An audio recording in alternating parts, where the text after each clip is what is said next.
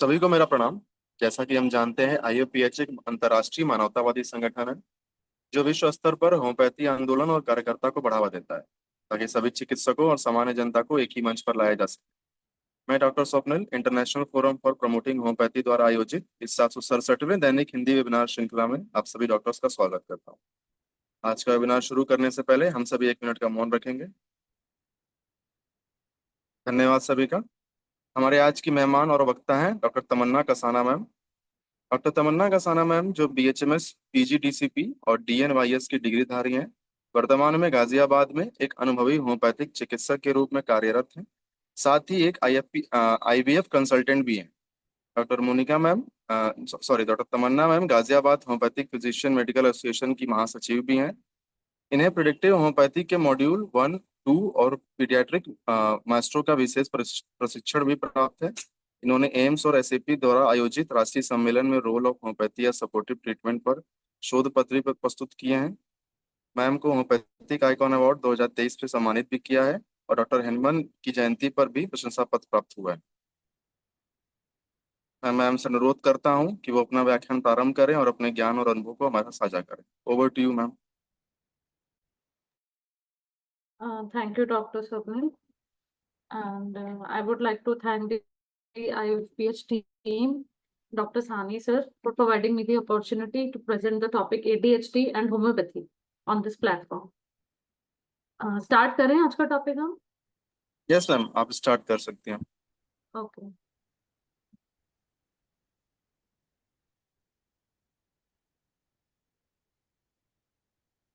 आप मेरे को बता दीजिए, विजिबल है slide?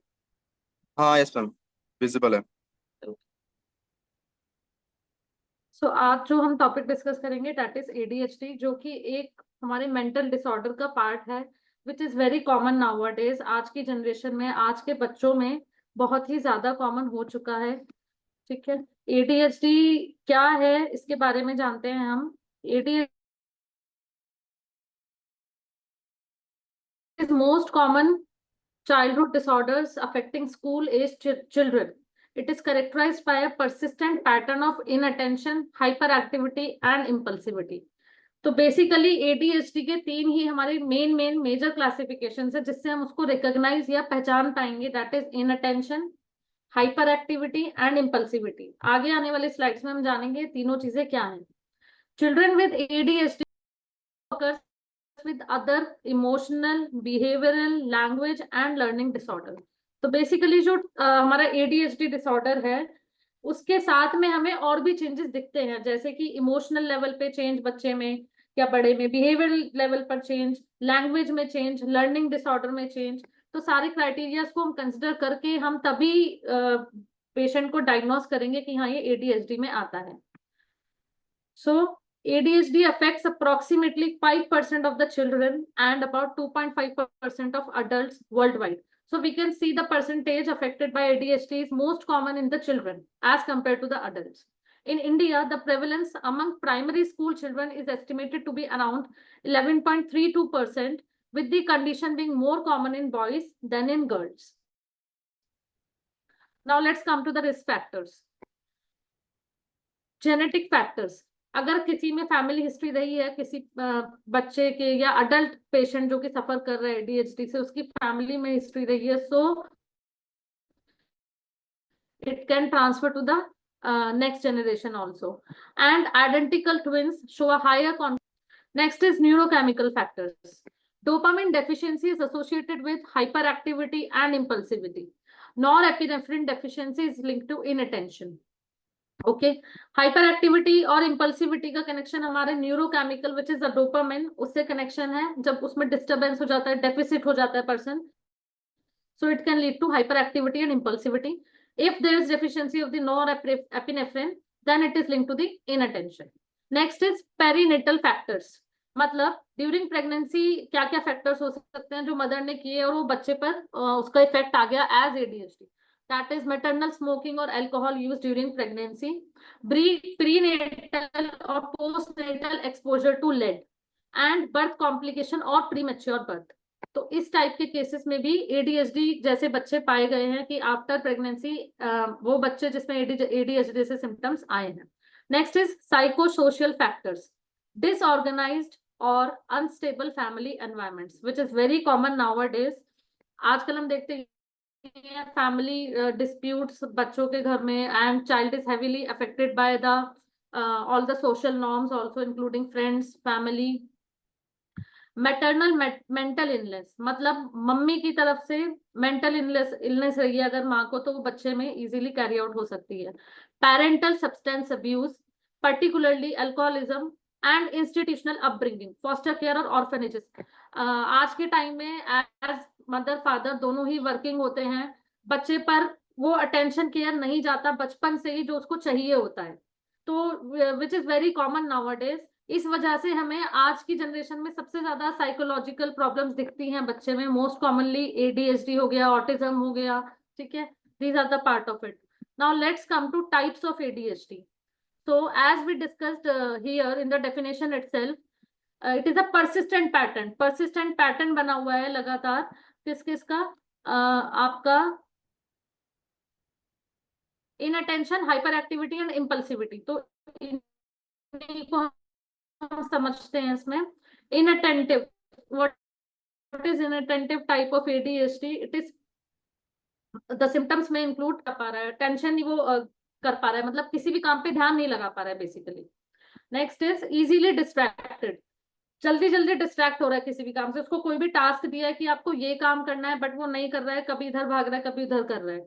Next is often doesn't follow through on instructions, mummy papa या स्कूल में टीचर्स, आपस में फ्रेंड्स या भाई बहन कोई भी उसको काम बोलने के लिए बोल रहे हैं कि आपको ये करना है ये करना है, वो उनकी बातों को नहीं मान रहा या मान रही। फ्रीक्वेंटली लूजेस आइटम्स, छोटी छोटी चीजें खो देना। फॉरगेटफुल इन डेली एक्टिविटीज, भूलने जैसी सिम्टम्स आना। अवॉइड टास्क, माइंड एनर्जी ज्यादा लगती है, मेंटल एक्सपेंडिचर ज्यादा होता है, ऐसे टास्क अवॉइड करना। सो वी कैन इजीली से like subjects like Sanskrit, maths, जिसमें हमें बहुत ज्यादा मेंटल स्ट्रेन लगाना होता है, तो ऐसे सब्जेक्ट्स पेशेंट अवॉइड करता है। Next is hyper active impulsive type. हमने अभी इन अटेंशन टाइप डिस्कस किया, now we are going to discuss the hyper active impulsive type. It is dominated by the symptoms of hyper activity and impulsivity. Symptoms में include fidgeting और squirming इन seat, ठीक है, बार बार हिलते रहना, ठीक है, बार बार पैर हिलाते रहना, हाथ हिलाते रहना।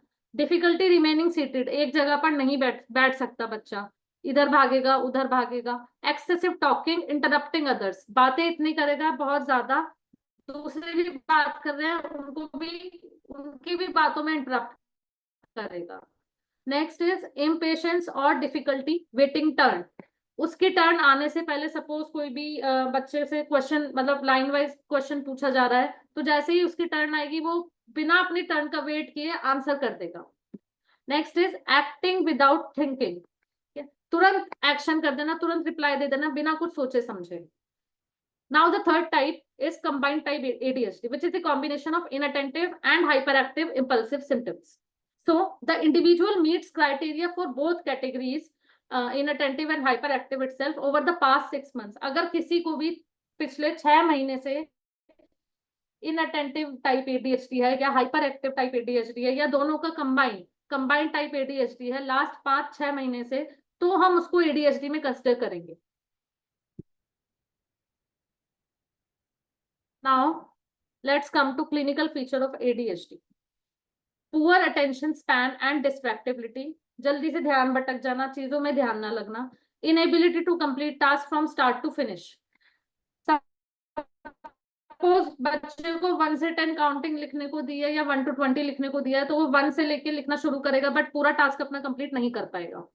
Easily distracted by external stimuli, क्यों ऐसा? क्योंकि ध्यान नहीं लगा पा रहा है, तो डिस्ट्रैक्ट जल्दी होता है ADHD वाला बच्चा, तो कभी यहाँ देखेगा, कभी ये करेगा, कभी ये उठाएगा, ठीक है। Next is difficulty sustaining attention during task और play, frequent careless mistake due to lack of focus, छोटी छोटी गलतियां करेगा, क्यों? जस्ट बिकॉज फोकस नहीं है काम पर।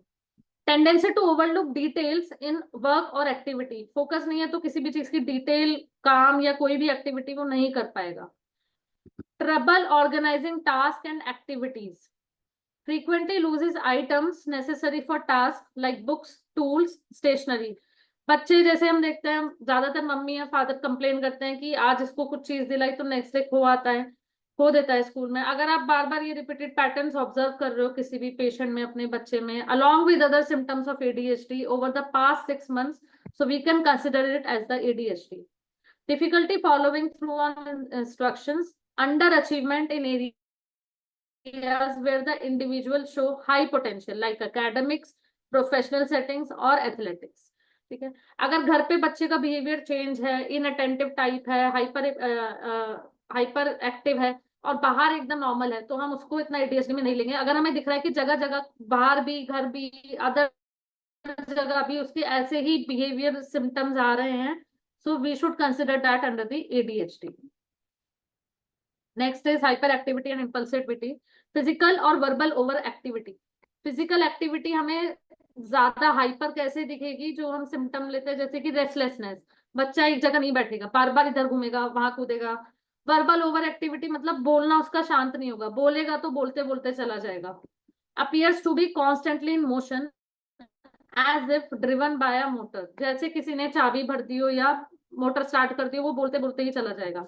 डिफिकल्टी स्टेइंग स्टिल, एक जगह चुपचाप से नहीं बैठेगा। एक्सेसिव मूवमेंट होंगे like fidgeting, squirming, tapping hands and feet. ठीक है, कभी हाथ घुमाएगा, कभी पैर।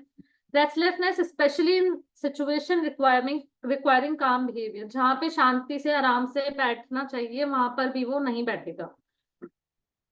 टॉक्स एक्सेसिवली और रैपिडली, इंटरप्ट कॉन्वर्जेशन और एक्टिविटीज ऑफ अदर्स। अपना तो उसने खुद तो वो सारी चीजें खराब करता है, साथ में दूसरों के जो भी कोई काम कर रहा है या कोई बात कर रहा है आपस में बड़े, तो उसमें भी इंटरप्ट करना।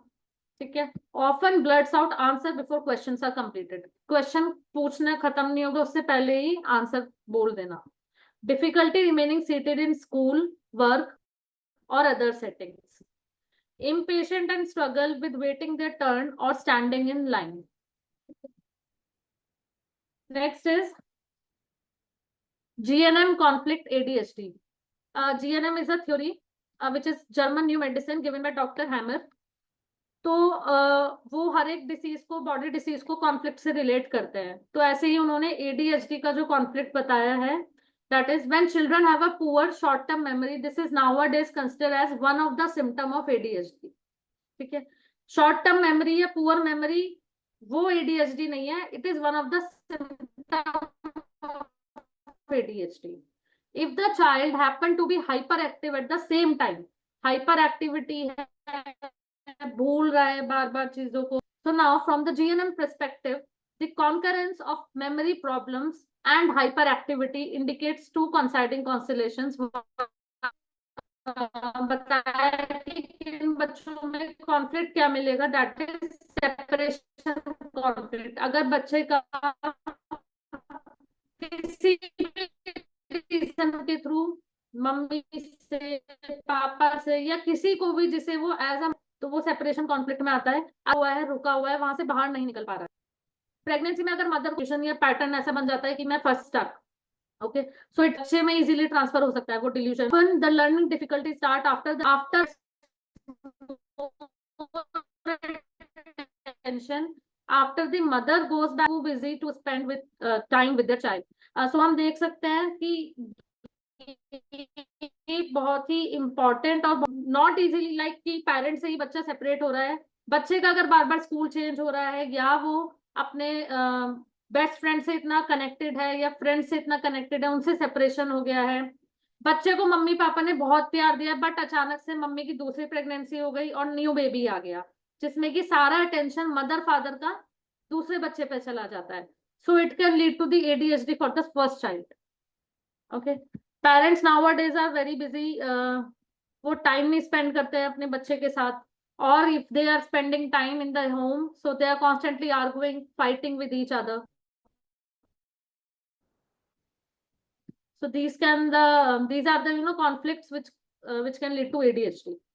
Note, in conventional medicine, an ADD diagnosis, which is attention deficit disorder, diagnosis might also be made when the child is depressed with poor concentration or manic depressive with the dominance of the depressed mood, just like hyperactivity disorder diagnosis might be made when the child is manic, primary mania, that is being inattentive and easily distracted.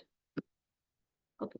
So basically हमें GNM बताता है कि क्या क्या हम बच्चे की history में जा सकते हैं। अगर आपके पास कोई बच्चा आया है एडीएचडी लेके, ठीक है, आपने सिम्टम्स के थ्रू डायग्नोस किया that it is a ADHD case, तो हम उसमें क्या क्या पूछ सकते हैं केस में?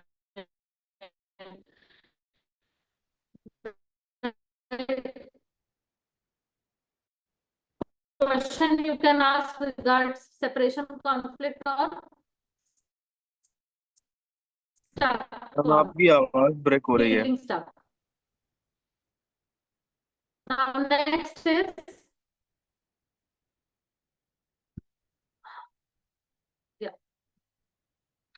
diagnosing ADHD DSM-5 criteria. DSM-5 criteria is diagnostic and statistic.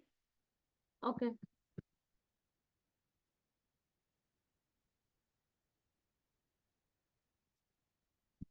Hello hello हाँ मैम, आपकी आवाज काफी ब्रेक हो रही थी मैम। हेलो। हाँ यस मैम, आपकी आवाज ब्रेक हो रही थी मैम। अच्छा अभी ठीक है? ओके हाँ ओके। अभी अभी ठीक है मैम। अच्छा कहाँ से कंटिन्यू करना था? बहुत देर से हो गई मैम थी क्या? नोट से एक बार फिर से आप बता दीजिए नोट। Okay okay. अच्छा तो इससे लास्ट तक का हो गया ना? हाँ हाँ मैम, हो गया। Okay okay. So basically notice in conventional medicine an ADD diagnosis might out. Okay okay. So अब हम करते हैं DSM-5 criteria discuss which is अ इन्होंने हमें क्या क्या क्राइटेरिया दिया है जिसके बेसिस पे हम पता लगा पाएंगे कि हाँ this is the pure case of ADHD. So basically again persisting for at least 6 months to a degree that is inconsistent with the individual developmental level and that negatively impacts social, academic and occupational activities. कोई भी ऐसे symptoms, set of symptoms जो कि 6 महीने से ज्यादा persist कर रहे हैं एक पर्टिकुलर इंडिविजुअल में, जो कि उसका खुद का डेवलपमेंटल लेवल भी अफेक्ट कर रहे हैं, साथ ही साथ उसकी सोशल सराउंडिंग, पर्सनल रिलेशन और एकेडमिक्स अफेक्ट कर रहे हैं नेगेटिवली। सो ऐसे सिम्टम्स को हम कंसिडर करेंगे under this criteria.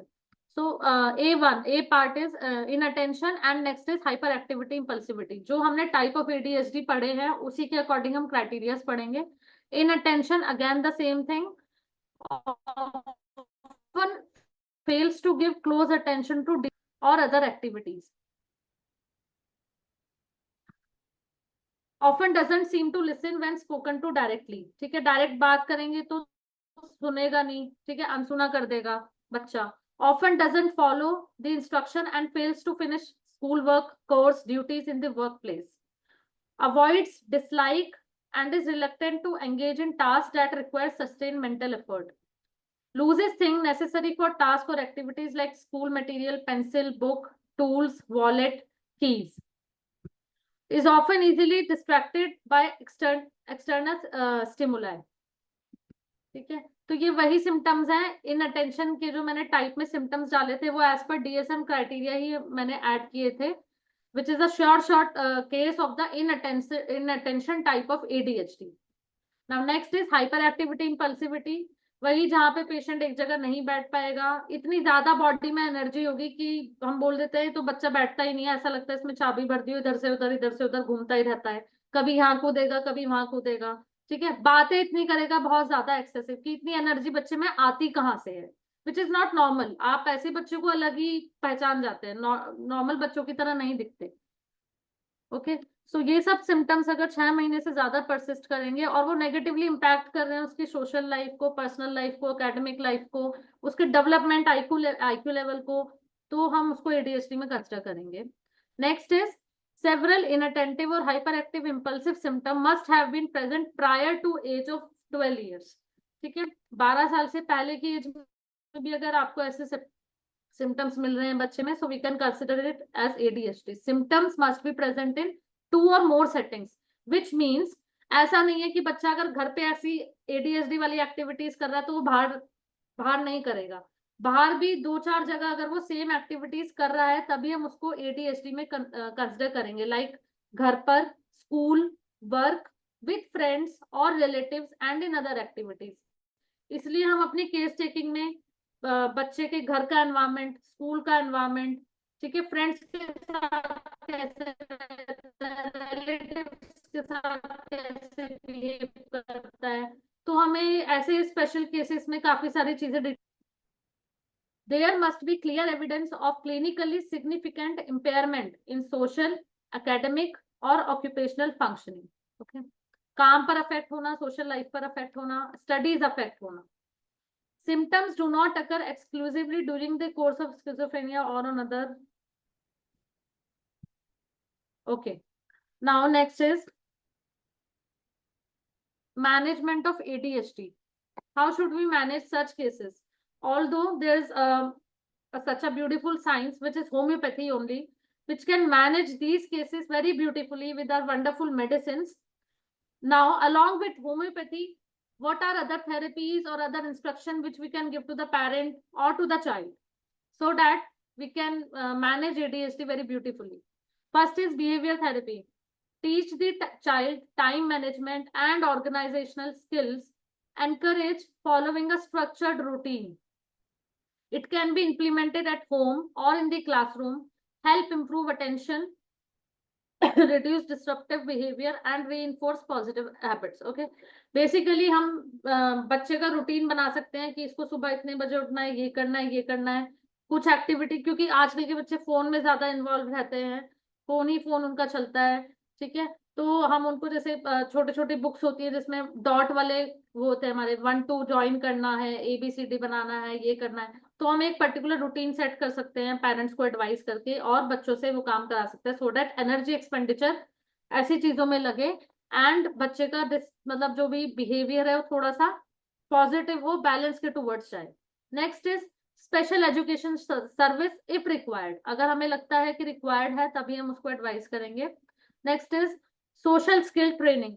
Social skill means how to cooperate, how to talk with elders, how to talk with friends, ठीक है.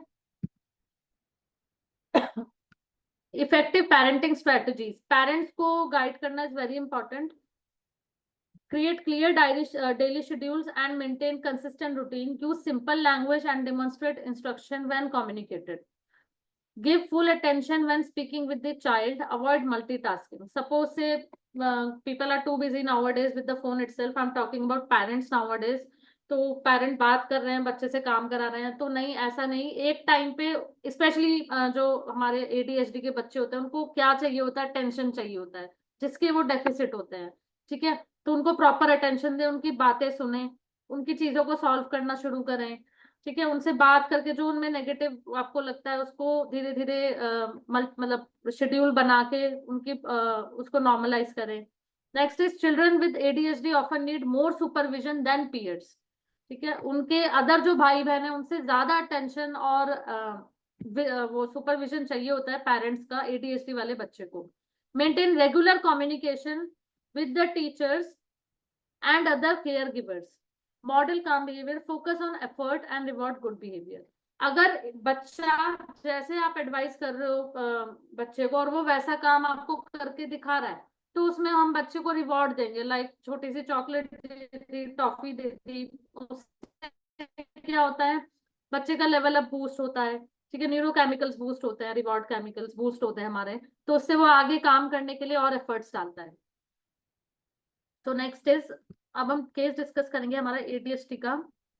I hope is this visible. Hello. हाँ मैम. हाँ जी, आवाज आ रही है. जी जी, आवाज आ रही है मैम आपको. So this is the case of 5-year-old female. ये आए थे last of December 2023. The patient came with her mother. Her mother told about the patient that she is suffering from violent behavior.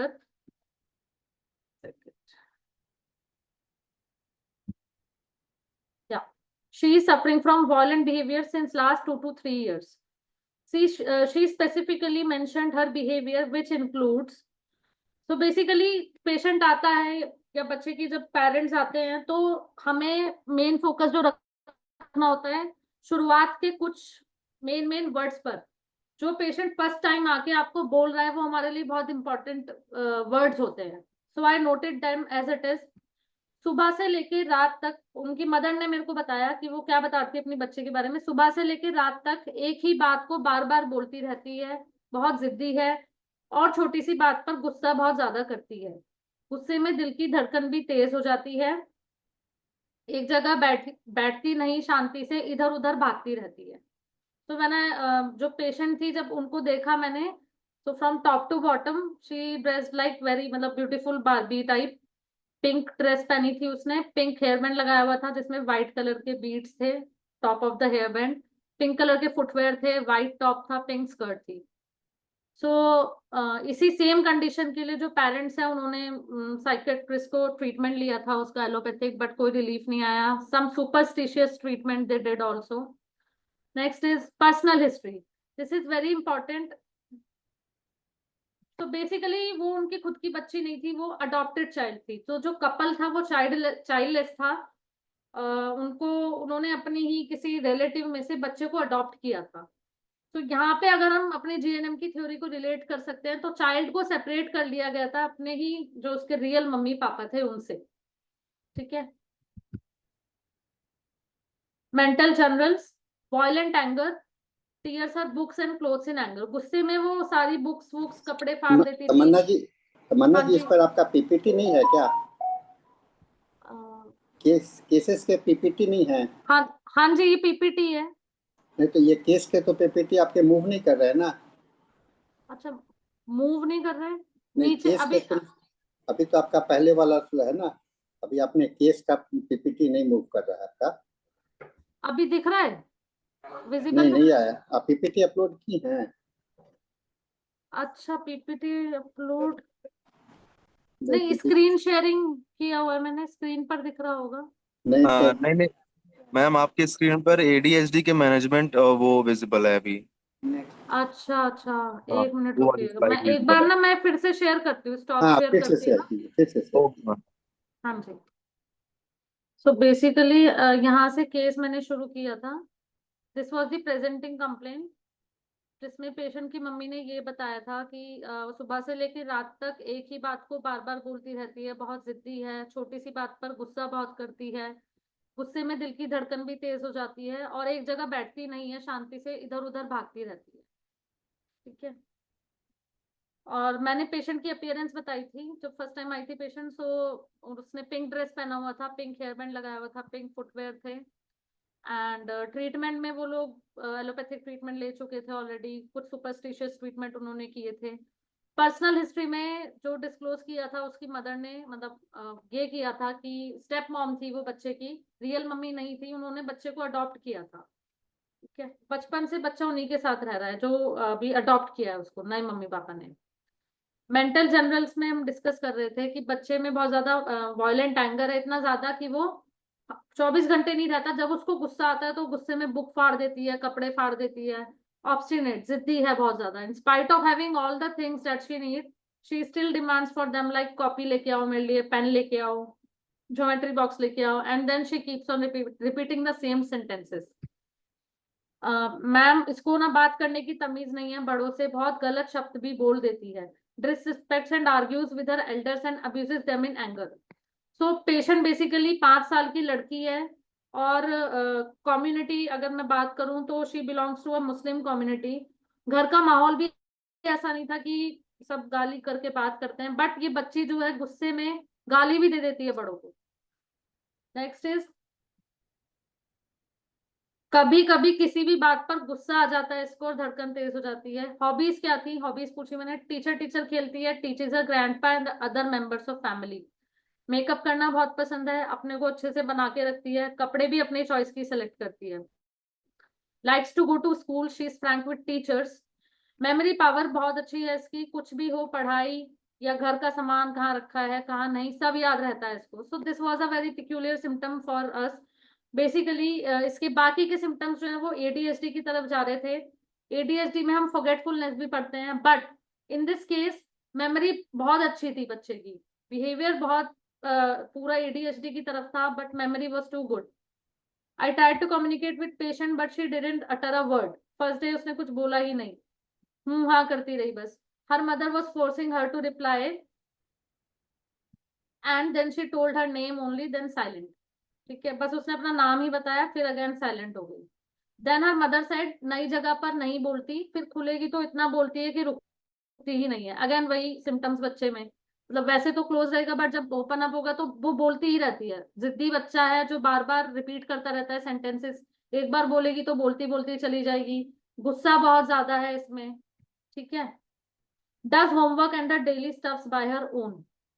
Physical generals, thirst normal, appetite good, desire sweets, aversion nothing specific, stool normal and satisfactory, urine clear, sleep refreshing, dreams जो उसको दिखते थे वो थे ghost के, and sometimes wake up frightened.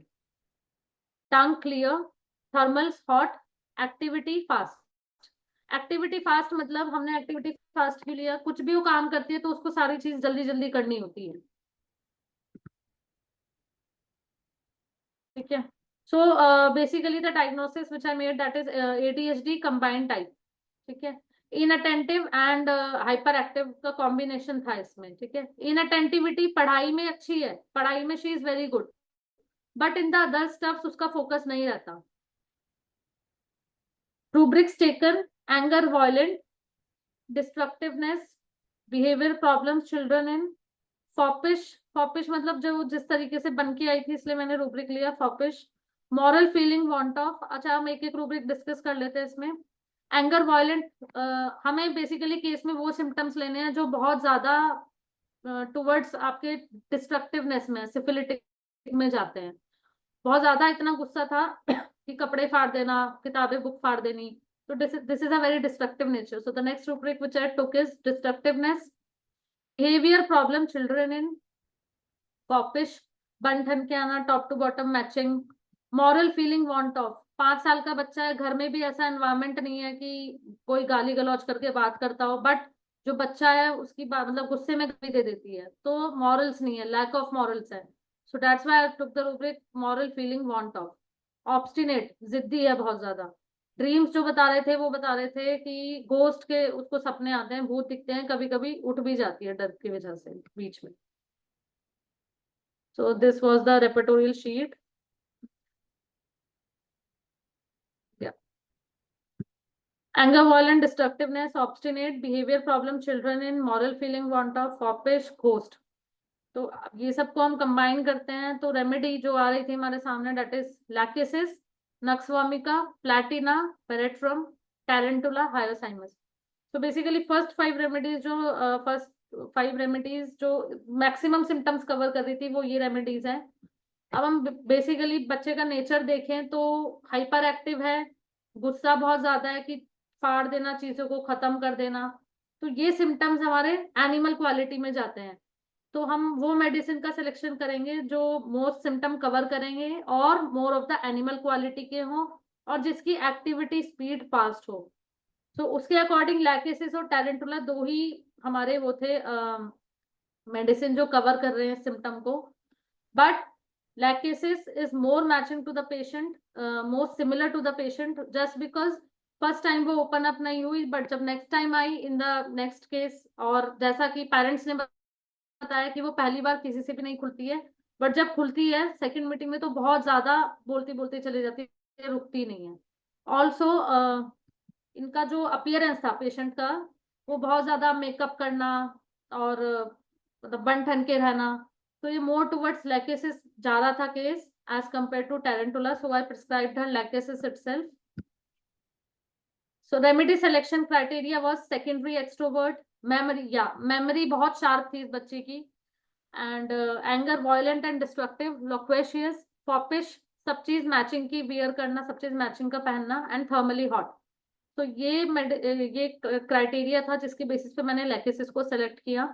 I gave her 2 doses of lactasis in water for 1 day and then rest of the medicine Seclec for 1 month. After follow up जो इनका आया था दैट इज ज्यादा रोती नहीं, ज्यादा जिद नहीं करती, अब लड़ती नहीं किसी से, बात भी मान लेती है। कोल्ड हुआ था इसको, 1 वीक रहा, बट कोई मेडिसिन नहीं दी, अपने आप ठीक हो गया। So better than before, again I repeated like SL। Then second follow up पहले से और बेटर हो गई। पेशेंट के वर्ड्स थे मम्मी के, उसके गुड वर्ड्स हो गई मैम ये तो, patient smile and all complaints better. After that वही बस 2 महीने इन्होंने मेडिसिन ली, and till now today even also patient is continuing a daily routine, work very nicely. And here is the मैं एक वीडियो शेयर कर रही हूँ जिसमें इन्होंने अपना टेस्टिमोनियल दिया है पेशेंट ने। The same case I am talking, जो सेम केस था इस बच्ची का ADHD का।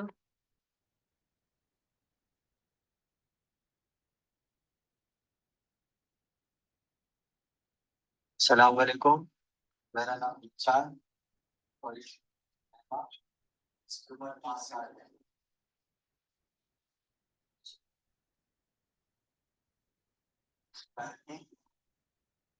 इसके हाथ में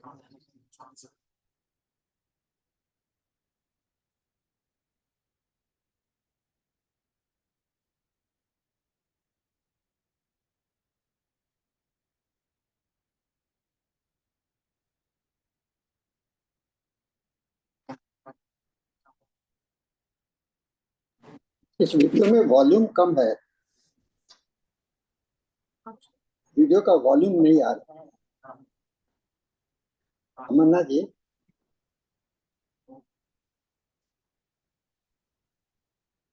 हाँ जी सर। वॉल्यूम इसका नहीं आ रहा वीडियो का। अच्छा, बिल्कुल भी नहीं आ रहा है क्या? बहुत ही कोई बहुत ज्यादा नहीं आ रहा, एकदम एकदम समझ में नहीं आ रहा है। अच्छा अच्छा। सर यही है, वॉल्यूम तो फुल है इधर से। कोई बात नहीं, मैं इसमें बता देती हूँ। पेशेंट बेसिकली यही बोल रहा है कि जो जो सिम्टम्स बताए वही बता रहे हैं, और इनको आफ्टर होम्योपैथी, पहले इनको विश्वास नहीं था कि होम्योपैथी में ऐसे ऐसी चीजों का भी ट्रीटमेंट होता है, बट इन्होंने होम्योपैथी लिया तो बच्चा आज की डेट पे ठीक है, यही सब इन्होंने बोला है इसमें वीडियो में ना।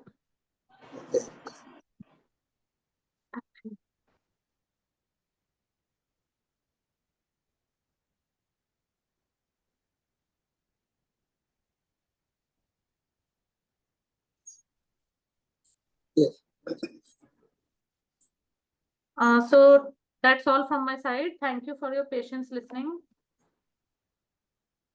तमन्ना जी, आप एक केस दिखलाई है और आपके पास में अभी समय है, करीब करीब 15 मिनट और है, तो आप अगर कुछ और इसमें ऐड कर सकती हैं केस का तो अच्छा रहेगा। ठीक है सर। केस अगर कुछ और ऐड करें तो अच्छा रहेगा। ऐसे अभी तक तो सर बेसिकली मैं आपको बताती हूँ, ये केस मतलब वीडियो टेस्टिमोनियल के साथ था प्रॉपर, तो ये मैंने अलग से तैयार करके रखा था आज के लिए ना, वो पर आवाज नहीं आ पा रही है उसमें, पता नहीं कैसे। नहीं, ठीक है, उसको आवाज तो नहीं है, लेकिन आप दूसरा केस हाँ, तो मैं जस्ट समराइज कर देते हैं ना एक बार ADHD को। तो बेसिकली इट इज जैसे हमने डिस्कस किया, इन अटेंशन वाले सिम्टम्स जो भी हमने डिस्कस किए, हाइपर एक्टिविटी वाले और इम्पल्सिविटी वाले, ये सिम्टम्स अगर किसी भी बच्चे में 6 महीने से ज्यादा के बेसिस पे आपको दिख रहे हैं, और जो कि उसकी लाइफ को नेगेटिवली इम्पैक्ट कर रहे हैं, हार्म कर रहे हैं, तो हम ऐसे केसेस को ADHD के अंदर कंसिडर करेंगे। और डाइट एंड लाइफस्टाइल की अगर हम बात करें तो बेसिकली बच्चों को मतलब फोन, रेडिएशन एक्सपोजर, इनसे थोड़ा सा दूर रखना चाहिए, इसलिए पेरेंट्स को काउंसिल करना, एक प्रॉपर रूटीन बनाना बच्चे का, दैट इज वेरी इंपॉर्टेंट। ऐसा नहीं कि फोन छीन लो, फोन दो बट एक पर्टिकुलर टाइमिंग के लिए दो। अपार्ट फ्रॉम दिस, जो भी बच्चे के सिम्टम्स होते हैं उनको side by side homeopathy manage करेगी। रिवॉर्ड देना इज वेरी इंपॉर्टेंट बच्चे को। बच्चे से आप, क्योंकि उसकी विल के अगेंस्ट, जो बच्चा जैसा था पहले से, आप हम उसका नेचर को चेंज कर रहे हैं, उसको टास्क दे रहे हैं बार बार, तो हम जैसे ही वो टास्क कंप्लीट कर लेता है, कुछ अच्छे काम करता है, तो हम उसको रिवॉर्ड देंगे उस बात का, जिससे पेशेंट का कॉन्फिडेंस बूस्ट अप होता है। तो ये मैनेजमेंट है जो हम अलॉन्ग विद होम्योपैथी हम बच्चे को मतलब पेरेंट्स को काउंसिल कर सकते हैं, उसके अकॉर्डिंग बच्चे को काउंसिल कर सकते हैं, जिससे ADHD बहुत अच्छे से मैनेज हो पाता है। तमन्ना जी, आपने तो बड़ा अच्छा बताया है। एक विमेश अरोड़ा जी का एक क्वेश्चन है चैट बॉक्स में, हाँ आप जी। उसको देख लीजिए। उन्होंने ओके। बहुत ही रेलेवेंट क्वेश्चन किया है कि मदर का हेल्थ के विषय में तो कोई जानकारी नहीं है, क्योंकि सी एडॉप्टेड चाइल्ड है, तो उसके मदर के विषय में नहीं। इस पर क्या हम लोग को आपको सोचना चाहिए? हाँ जी, as we know that major concern on mother health and during mother's pregnancy how she was, but in case of don't know about mother। हाँ जी, बिल्कुल सही पूछा है सर ने। बेसिकली मैंने आपको बताया, पेशेंट जो थे हमारे मुस्लिम फैमिली थे, वो उनके बैकग्राउंड से थे, तो उन्होंने बस मेरे को इतना ही बताया, ज्यादा खुल के बात नहीं की उन्होंने कि बच्चे की मम्मी कौन है, वो उन्होंने इवन इतना भी रिवील नहीं किया, बस ये बोला कि फैमिली में से है। तो यहाँ पे मैंने एक सेपरेशन कॉन्फ्लिक्ट कंसिडर करके ही इसको एडीएचडी में कंसिडर किया था अलोंग विद अदर सिम्टम। जैसा हमने जीएनएम में डिस्कस किया था कि बच्चे का सेपरेशन इधर मम्मी पापा से, फ्रेंड से, या कोई भी ऐसा पर्सन जिससे उसका बहुत ज्यादा प्यार है, कनेक्शन है, ठीक है, तो वहां से हम कॉन्फ्लिक्ट ले सकते हैं और उसको कंसिडर कर सकते हैं। क्योंकि अगर मम्मी सामने होती तो डेफिनेटली हम, उसकी रियल मदर सामने होती तो हम उसकी प्रेगनेंसी हिस्ट्री जरूर लेते, जिससे हम अदर सिम्टम्स और अदर मतलब मेडिसिन सिलेक्शन पर आते। तो जो मेरे पास केस प्रेजेंट था उस टाइम पे, जो पिक्चर थी पेशेंट की, जो भी सिम्टम्स उन्होंने बताए, उसके बेसिस पे मैंने जो मेडिसिन सिलेक्शन किया, दैट वाज लाइक दिस।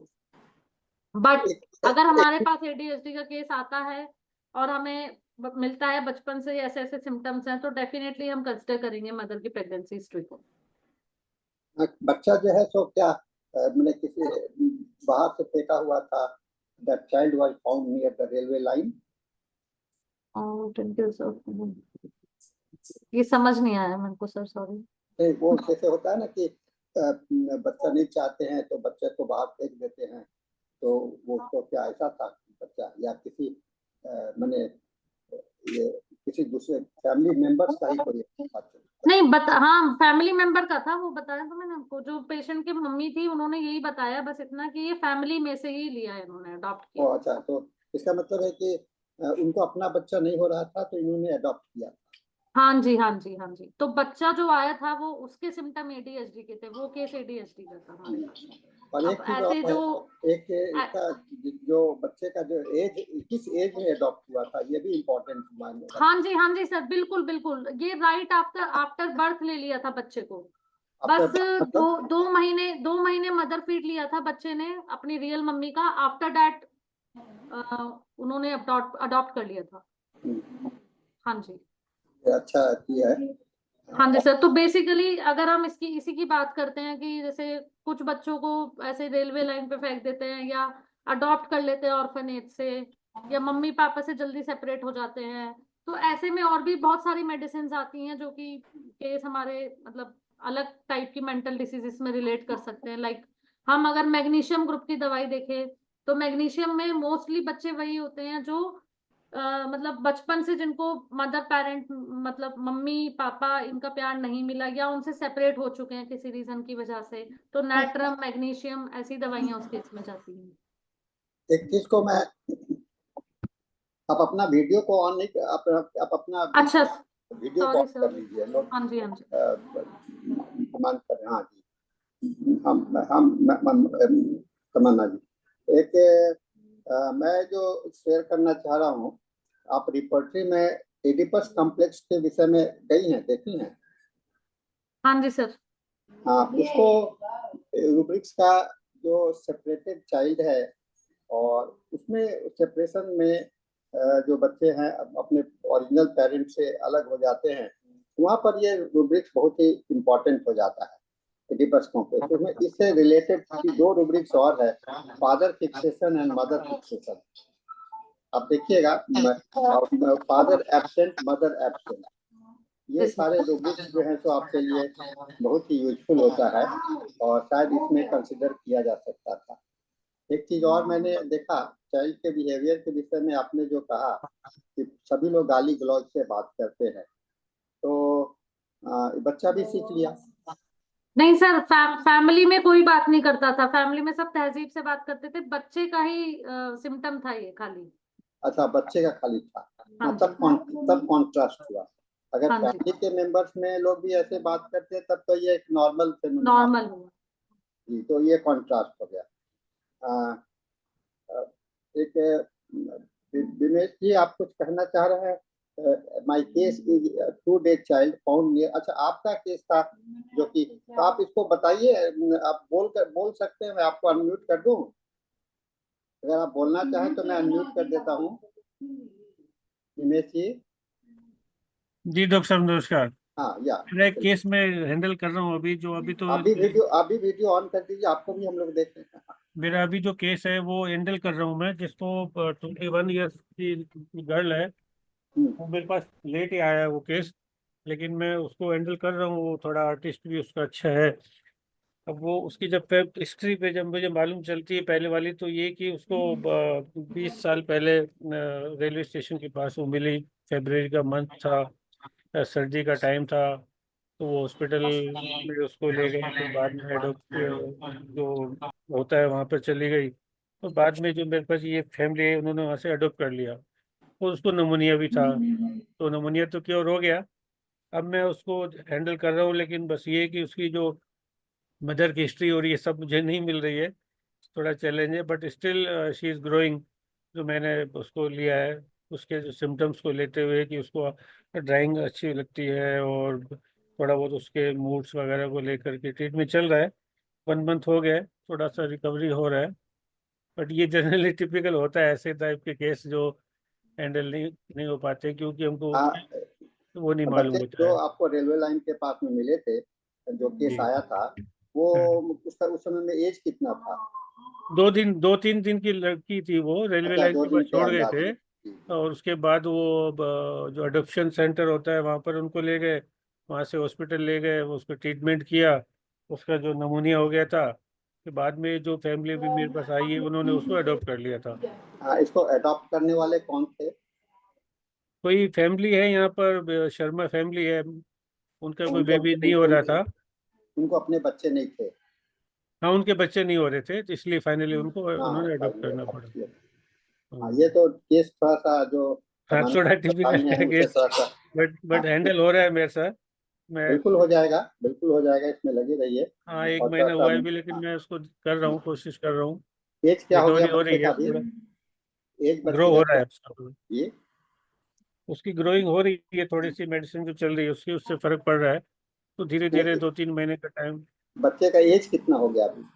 अभी 20 ईयर्स की है वो, 20 ईयर्स है 20 अभी। ईयर्स का, ओके। हाँ, जी। तब तो काफी ये रहती है, एडवांस्ड एज हाँ, है। मेरे पास लेट आया केस, पहले हाँ, भी लेट उन्होंने आया देखा था। नहीं था। तो इसलिए मैं हैंडल कर रहा हूँ, बट वो इम्प्रूव हो रहा है, इम्प्रूवमेंट हो रहा है उसमें। नहीं, इम्प्रूवमेंट होगा। दवा क्या मैंने आपका सिलेक्शन से आपने क्या किया दवा का, उसके विषय में कुछ बताइए। वो मैं अभी ऑफलाइन ऑफलाइन वो फाइल देखनी पड़ेगी मुझे एक बार। अच्छा, हाँ, ठीक। चल रहा है उसका। जी। ठीक है, आपने बहुत अच्छा शेयर किया। जी। जी। एडीएचडी का केस और ऑटिज्म का केस, ये दोनों केस जो है सो बहुत महत्वपूर्ण हो जाता है। और खास करके मैं लगता है कि हम होम्योपैथ के माध्यम से ही ये ज़्यादा ठीक होता है। और जी। मेरे पास ये भी कई केसेस में ऑटिज्म के और एडीएचडी के मैं हैंडल किया हूँ, और सबके साथ में मुझे सफलता मिली है। एक चीज जो देखते हैं हम लोग सबसे ज्यादा एडीएचडी में और ऑटिज्म दोनों में, मैं दोनों की बात इसलिए कर रहा हूँ कि दोनों सिमिलरिटी उसमें बहुत ज्यादा है। इसमें जो मैं देखता हूँ कि पेशेंट के जो पेरेंट्स हैं, उनका पेशेंस बहुत इम्पोर्टेंट होता है। पेरेंट्स के पेशेंस, कुछ बच्चे एडीएचडी वाले इतने हाइपर होते हैं कि उनको उसे मदर जो है तो एनवायड हो जाती है और चाहती हैं कि जल्दी छुटकारा मिले, है ना। ये एक रोल है, इसलिए वहाँ पर मदर का और पेरेंट्स का काउंसलिंग बहुत जरूरी है। उनको ऐसे मानना चाहिए, उनको लगता है कि बच्चा तो बीमार है नहीं, है ना। मदर ये सोचती है कि उसको तो बीमारी कोई है नहीं, लेकिन वो ये नहीं सोचती है कि वो मेंटली बीमार है। तो ऐसे पेशेंट में हम लोग को एक मदर का काउंसलिंग बहुत इंपॉर्टेंट हो जाता है। और मैं तो सबसे पहले कहता हूँ कि आप अगर इसका इलाज कराना चाहते हैं तो मदर को और फादर को दोनों को हम लोग साथ में बैठा करके बोलते हैं कि आप पहले तो ये समझने का कोशिश कीजिए कि ये बच्चा जो है सो आपका बीमार है, और बीमार बच्चा को आप एक नॉर्मल बच्चा से कंपेयर नहीं कर सकती, है ना। बीमार बच्चे को नॉर्मल बच्चा से, आप इसको सोच रही हैं कि ये बीमार नहीं है, ये मेंटली बहाना कर रहा है या कुछ इसका मेंटलिटी है। तो अगर मेंटल डिसऑर्डर भी मानते हैं तो आपको तो समझना चाहिए कि ये मेंटली बीमार है।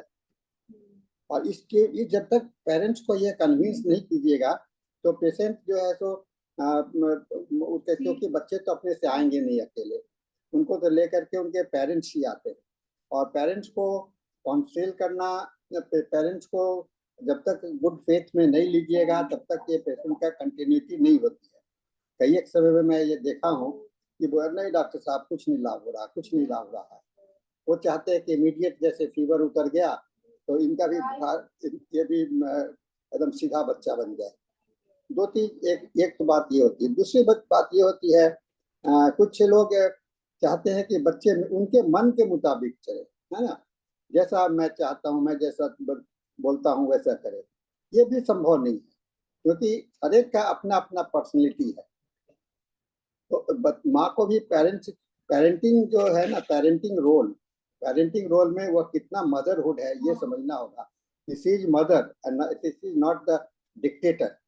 ये तो बनाना पड़ेगा, मदर को बोलना पड़ेगा आप डिक्टेटर नहीं हो, आप गार्जियन हो। और गार्जियन का काम होता है आपको गार्ड करना, उसको सेफ रखना और उसका जो नेचुरल ग्रोथ होने देना, है ना। आपको समझना कि बच्चे का जो नेचुरल क्या है ये माँ को समझना पड़ेगा।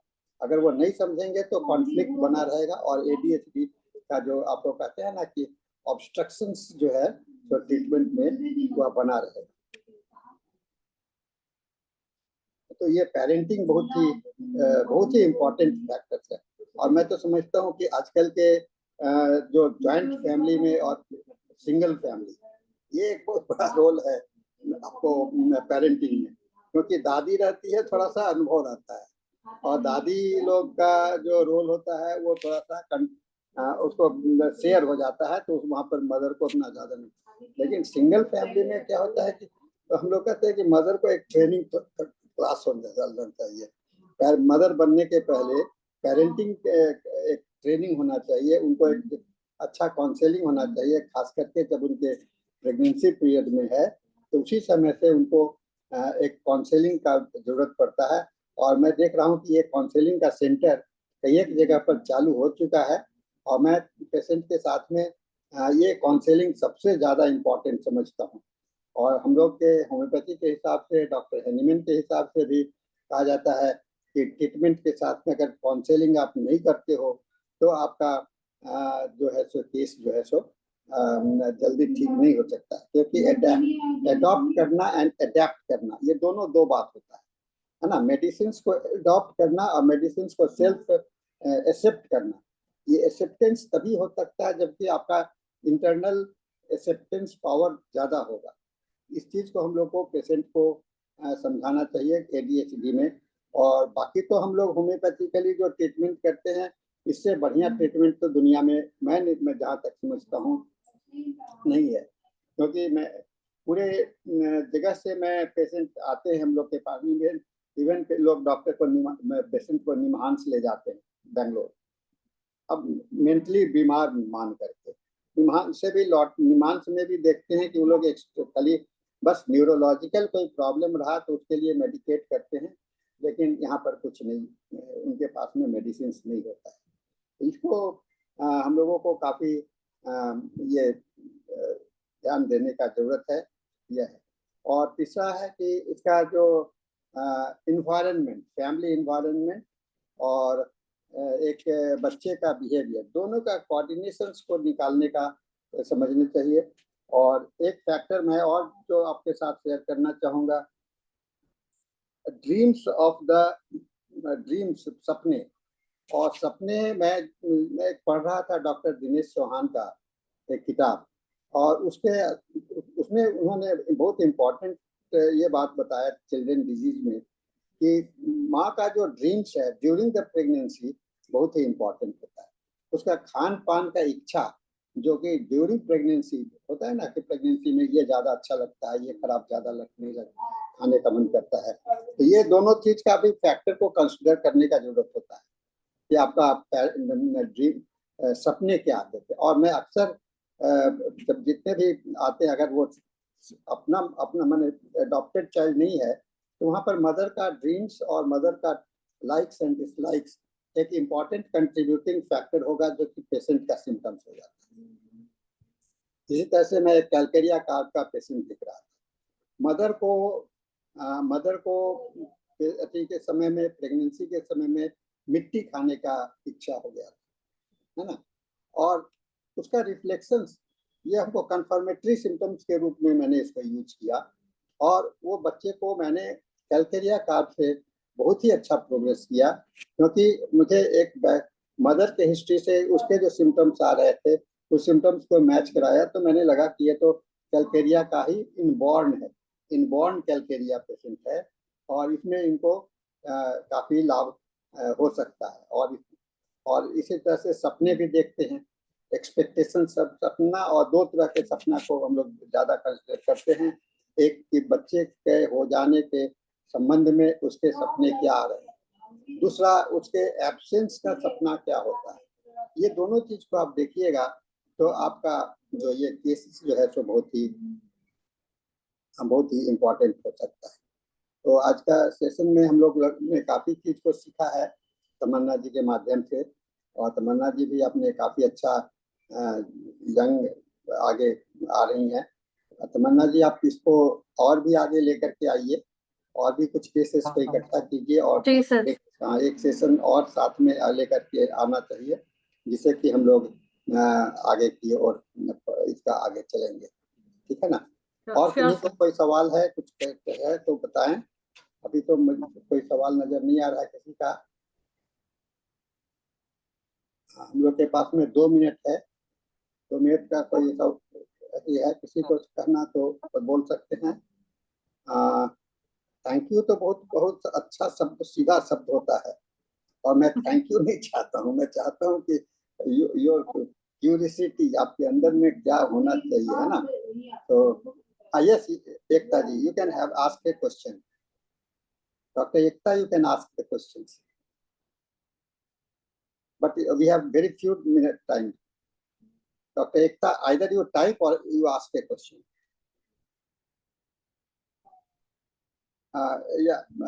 इनको अनम्यूट कर दीजिए एकता जी को।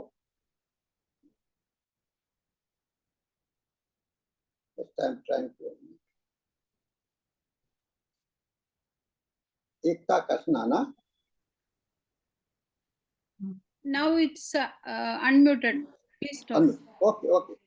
So Ekta, you can start talking now. Sorry, wait.